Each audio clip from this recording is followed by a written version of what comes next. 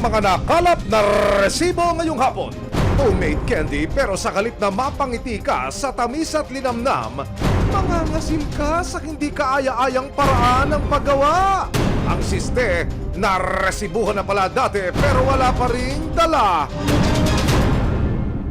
Mag-amain, nagsalpukan, nagmagharap sa barangay. Pinasok mo sa kwarto. Alam mo, mabait na bata ko si hindi siya magsisinungaling. May mabigat na paratang ang babae sa kanyang tatay-tatayan na matagal umanong inilihim ng kapatid niyang tinawag naming si Mika. Ano kaya ang sikretong ibinunyag ni Mika? Ano man reklamo, bibigyan tugon. Bawat hinaing at problema, kakanapan ng solusyon.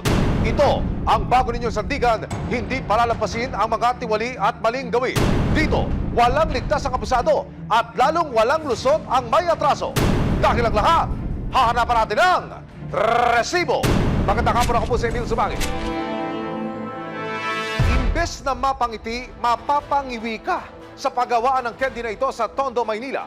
Ang not so sweet kasi na katotohanan, ang affordable candies ay kinakamay lang sa maruming pagawaan at paborito raw na giveaway sa mga children's party. Mapapa-I want candy pa ba ang mga bagets niyan? Isang best-kept secret ang ating ibubulgar. Isang malita pwesto sa eskinitang yan ang itinuturo kapag nagkakanap ng mga candy na pambenta o pang-party. Ang mismong eskinitang ito sa Moriones Street sa Tondo, Manila, minsan ang itinampok sa investigador noong taong 2011 at 2012. Humigit kumulang 12 taon na po ang nakalilipas. Minsan ang nai-report ng investigador ng bayan na si Ginoong Mike Enriquez ang paggawaan ng candy na ito sa Tondo, Manila. Dito, isinawalat ni Ginoong Mike Enriquez kung paano ho gawin ang mga candy. Yung mga batya kung saan po ibinababad, yung mismong kending ginagawa ay nasa ilalim o nasa ibabaw po ng kulungan ng mga manok.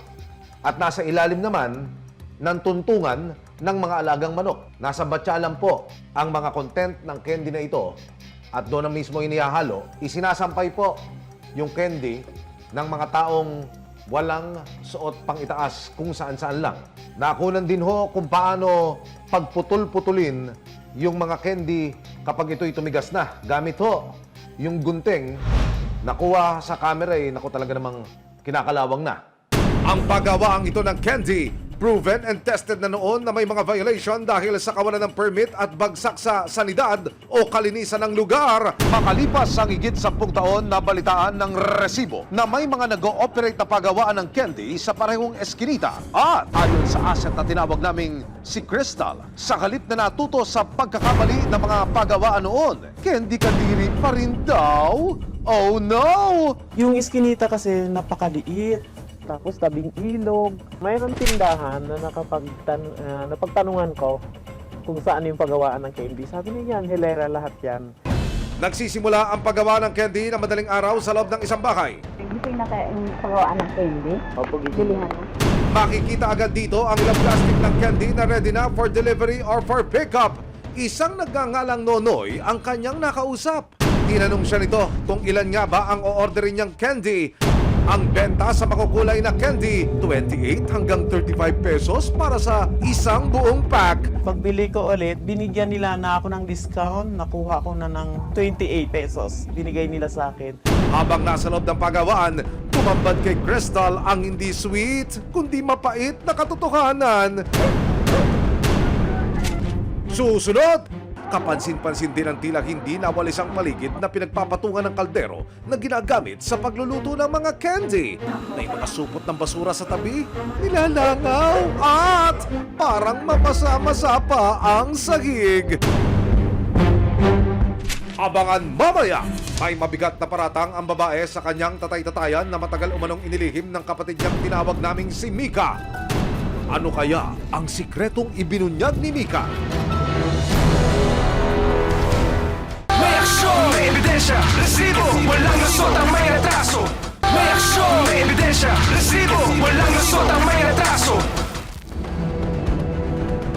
Ang paggawaang ito ng candy, proven and tested na noon na may mga violation dahil sa kawalan ng permit at bagsak sa sanidad o kalinisan ng lugar. Wala daw ni isa ang nakagwantes habang nilalagay sa mga supot ang bagong lutong candies. Yung mga naabutan ko na pagre-repack, siyempre may init-init pa rin sila pero tapos na yung niluto nila. Wala silang mga gloves, tapos may mga nangangamot pa sa buhok, tapos diretso doon sa candy. Bukod dito, kapansin-pansin din ang tila hindi nawalis ang paligid na pinagpapatungan ng kaldero na ginagamit sa pagluluto ng mga candy. May mga supot ng basura sa tabi, nilalangaw at parang mamasa-masa pa ang sahig. Makikita rin na ang mga candy halos matapakan na ng mga trabahador. Kuya, di ba kinakain po yan? Yung sahig nila, tiles siya, pero siyempre makalat. Tapos yung mga naabutan ko, may mga naglalakad-lakad pa roon ng mga pusa. Sa itsura po nitong mga candy na nasa aking harapan ngayon, tiyak ko, mahuhumaling yung mga chikiting. Ika nga nila, it comes in different sizes and shape. Meron tong puso, meron parang mga pabilog-bilog dito, at meron din yung paikot-ikot lang doon sa straw. Kung packaging ho ang pag-uusapan, nakabuhol ho siya, oh. Nakabuhol lang siya ng ganyan. Pag natanggal mo itong parang staple, alisin nyo na ho yung plastic. Ayun na ang candy. Amoy icing sa cake. Pero parang may naamoy ho akong sobra ho ang tamis. Sobra ang sugar. Para ho bang ganon? Para makasiguro sa kalidad ng kanilang produkto, bumili si Crystal ng mga candy. Minabuti ng resibo na ipatest ang mga ito sa isang Food and Drug Administration o FDA accredited na testing facility. Lumalabas na mayroong presence ng mga bakterya ang mga candyng aming pinatest. Marami rin kasing factors na nagka-come into play kaya nakakita tayo ng ganong counts pagdating sa lab, no? From yung raw materials and then yung mismong production, kung paano siya hinandle after ng production, logistics, hanggang sa makarating siya sa packaging. Bagamat inisyal pa lang ang mga resulta na ibinigay sa resibo, makikita na malayong-malayo na ang resulta ng candy samples mula sa reference o safe range ng Food and Drug Administration standards. For yeast and molds, after 3-day incubation, actually hindi pa siya tapos kasi up to 5 days, pero may nakita na tayong 70 colony forming units per gram. Ang pasadong range ng sugar confectionaries para sa coliform ay less than 10 colony forming units o CFU per gram. Pero sa initial pa lang na testing ng candy samples, tumuntong na sa 10 CFU per gram ang nakitang coliform. Ang pasadong range naman para sa molds o amag ay less than 10 CFU. Pero ang ating tantalizing candies nasa 70 CFU per gram na. Ibig sabihin, pwede itong makasama sa kalusugan ng mga parokyano ng pagawaan. Talaga nga namang wala kayong kadala-dala, sir, ha? Susunod, isang bagay sa Prudential Street ang unang pinuntahan ng mga inspektor. Hindi po pwede yung gumagawa ka at pagkatapos ibebenta. Wala ang lisensya. Pinasok mo sa kwarto. Alam mo, mabait na bata ko si hindi siya magsisinungaling. Alam mo. May aksyon, may ebidensya, resibo, walang lusot ang may atraso. May aksyon, may ebidensya, resibo, walang lusot ang may atraso. Ang mismong eskinitang ito sa Moriones Street sa Tondo, Manila, minsan ang itinampok sa investigador noong taong 2011 at 2012. Tila, walang nagbago sa kalagayan ng mga pagawaan sa parehong lugar ngayon. Ang lokasyon ng pagawaan, maliit at hindi pa rin malinis.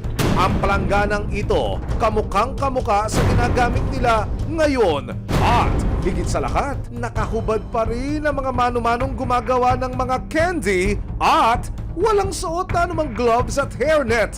Mga sir, instant pampalasa po ba yan sa ating candy? Dahil sa mapapait na katotohanang nalaman ng resibo, inilapit namin sa Sanitation Department ng Manila City Hall ang mga natuklasan. Isang bagay sa Prudential Street ang unang pinuntahan ng mga inspektor. Sa City Hall po, regarding sa operation ninyo, Nagkagawa po kayo ng candy. kasi nagpa-process ka, kasi nanakan ka namin ng permit. Permit, wala po kami permit. Hindi po pwede yung gumagawa ka at pagkatapos ibebenta. Wala ang lisensya. So, paano yung ginagawa? Yun nga po, hindi lahat ng niluluto ito pwede. Sa isa pang bahay, ang mga kaldero at banyera nasa tabi lang ng nilalangaw na basurahan at maging ng inidoro. Ibig sabihin, gumagawa kayo pag may order. Depende po sa dami. Kasi provided pa rin kayo na ng mga permits. Hindi na po basta... Halimbawa kung gusto namin kumuha ng permit, saan po kami makakakuha ng yung ano talaga? City Hall po. City Hall. Saan po ninyo nadadeliver yung mga order po? Dinidistribute po nila sa mga nag-order po dito sa kanila. Ano po ang plano nyo pong gawin? Isusunod po kami doon sa ano nila po para kumuha po ng permit, proper sanitary po, para tuloy-tuloy din po yung business namin na hindi po siya. Kita rin sa labas ng pagawaan ng isang bote na ayon sa may-ari ay pang-flavoring daw nila. May FDA ba yan? Walang FDA. Wala, sa divisoria niya lang ano eh. Actually, lahat doon mali eh.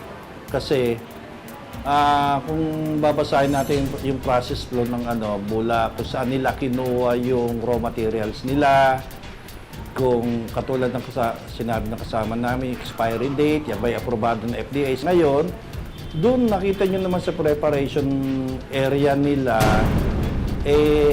hindi na nagko-conform doon sa standard natin. Tapos, yung mga gamit nila, nandun sa labas, doon nagtitimpla, yung mga resources nila, nakakategory natin as doubtful source. At yung tubig, nagagamitin nila. Sa patong-patong ng mga violation na nakita ng mga kawani ng City Hall, pansamantalang ipinasara ang mga pagawaan ng candy. Binigyan sila ng palugit para ayusin ang kanilang negosyo sa loob ng 7 araw. Bibigyan nila Doc ng consideration niya para makapagtayo ng isang livelihood na may giya, may guide ng mga inspector natin kung paano pag-process, siguro pagkuha ng health certificate bago nila hawakan yung pagkain na ipoproseso nila. Kilala bilang matamis at nakakapangiti sa karamihan ng mga matatamis at kaakit-akit na candy. Pero sa ganitong mga pagkakataon, aasa ang resibo. At maging maraming parokyano na maisaayos ang ganitong mga negosyo para hindi simangon at posibleng sakit ang maihatid nito sa mga customer, lalo na sa mga kabataan. Isang kagimbal-gimbal na chat message ang natanggap ni Rona, hindi niya tunay na pangalan. Ang kanyang 12 taong gulang na half-sister na itatago namin sa pangalang Mika. May ibubunyag daw na sikreto na 2 taon na niyang itinatago. May sasabihin ako, secret lang to ha? Ito raw ang mensaheng gumulantang sa mundo ni Rona, hindi niya tunay na pangalan. Ang sender, ang 12 taong gulang niyang half-sister na itatago namin sa pangalang Mika. Pero imbes na maintriga sa secret, ito po yung mga chat sa akin ni Mika na nagpagimbal sa mundo naming lahat, ng buo naming pamilya. ang isiniwalat ng kanyang kapatid, inaabuso raw siya ng kanyang sariling ama na si Aldrin, hindi niya tunay na pangalan.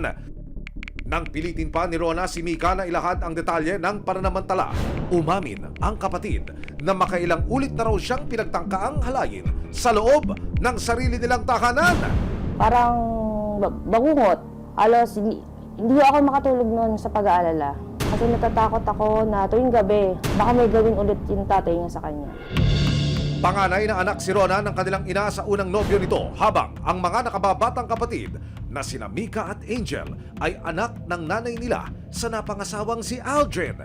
Taong 2018 nang mamatay ang kanilang nanay dahil sa aneurysm. Sa pagpanaw ng ina, naiwan sa poder ni Aldrin ang mga anak niyang sina Mika at Angel. Dahil inakalang mabuting ama, hindi makapaniwala si Rona sa natanggap niyang sumbong. Wala siyang kaalam-alam na mali na pala yung ginagawang pambababoy sa kanya. Kaya dumulog si Rona sa resibo sa pag-asang maisalba si Mika at ang kanilang bunsong kapatid na si Angel, 10 taong gulang. Nitong Miyerkules, nagtungo ang resibo sa Pangasinan para makipagkita kay Rona. Agad kaming nakipag-ugnayan sa City Social Welfare and Development Office o CSWDO ng San Carlos, Pangasinan para ilapit ang sumbong ni Mika. Nang mailahad na ni Rona ang sitwasyon ng kanyang kapatid sa kamay ng kanilang sariling ama. Nasa atin na lahat ng grounds para kunin yung mga bata. Opo. Rescue the children. Rescue the victims. Umaksyon ng mga social worker at Philippine National Police, Women and Children Protection o PNP WCPC ng San Carlos City, Pangasinan. kasama ang resibo. Tinungo namin ang bahay ni Mika para agad siyang ma-rescue at ang kanyang nakababatang kapatid na si Angel. Pagdating sa lugar, agad na yumakap ang dalawang bata sa kanilang ate Rona.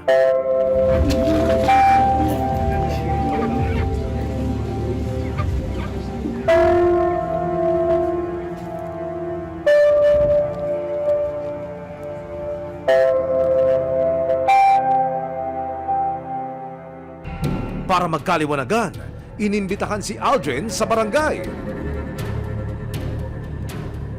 Sina Mika at Angel, isinama na rin ng mga social worker at ni Rona sa barangay.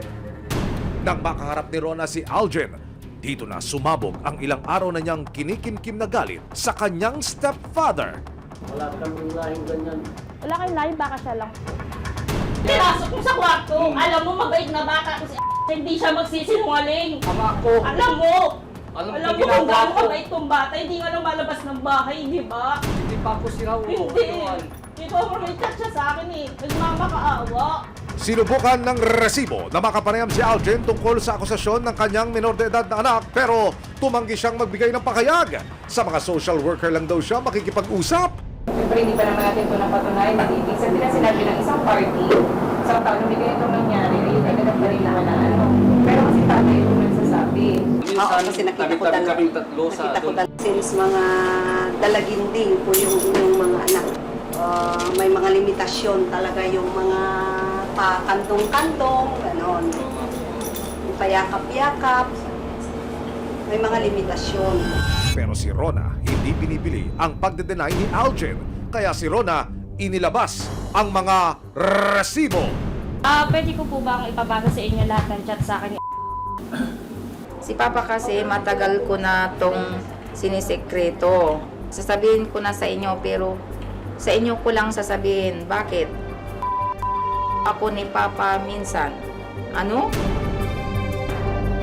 Huwag niyong sabihin kahit kanino Tapos, basta huwag niyong ipakulong sila. Di na ako papayag sa susunod. Mamaya na po, huwag niyo ipakulong si Papa Ayaw ko na po itong pag-usapan, nakakadiri. Dahil sa mga hindi birong paratang laban kay Aldrin at ang posibleng pang-aabuso niya sa kanyang anak na si Mika, maituturing na child at risk ang bata ayon sa mga social worker. Dahil dito, nagpasya ang CSWDO ng San Carlos City, Pangasinan na mananatili muna sa kustodiyan nila si Mika maging ang nakababatang kapatid niyang si Angel. Pero si Rona umaapela. Tagal ba bago sila mapunta sa akin? Paspasan natin yung kung ano, kasi kailangan din naman namin yung i-assess muna kayo. Kaya konting days lang. Gusto raw niya kasing mapunta ang kustodiya ng mga kapatid sa kanya. Pero paliwanag ng social worker, Kahit ang kukuha pa ay isang parent or third party na tinatawag natin na nasa legal aids, ang stand po kasi ng City Social Welfare and Development Office ay hindi po muna natin basta ibigay sa kumukuha po sa mga bata na kahit preference po ng isang bata na sumama doon sa taong yon, kailangan po nating masigurado ang safety po ng isang bata. habang pinag-aaralan pa ng mga otoridad kung kanino dapat ibigay ang kustodiya ng dalawang bata, pansamantala munang mananatili sa isang shelter sina Mika at Angel. Maaring sampakan ng reklamong acts of lascivious na si Aldrin kung makita ng mga social worker na may katotohanan ng akusasyon ng bata. Masakit man kay Rona na hindi makapipiling ang mga kapatid, kinakailangan niyang sumunod sa proseso para sa ikabubuti na rin ni Mika at Angel. Umaasa po ako na mabubuo kami at magkakasama kami magkakapatid.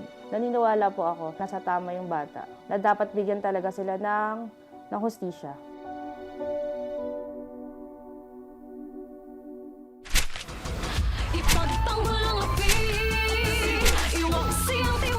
Sama-sama nating ituwid ang tiwali at baluktot. Itakwil ang maling gawi at modus na bulok. Walang ligtas ang abusado at lalong walang lusot ang may atraso. Dahil ang lahat, hahanapan natin ang resibo. Hanggang sa muli, ako po si Emil Sumangil.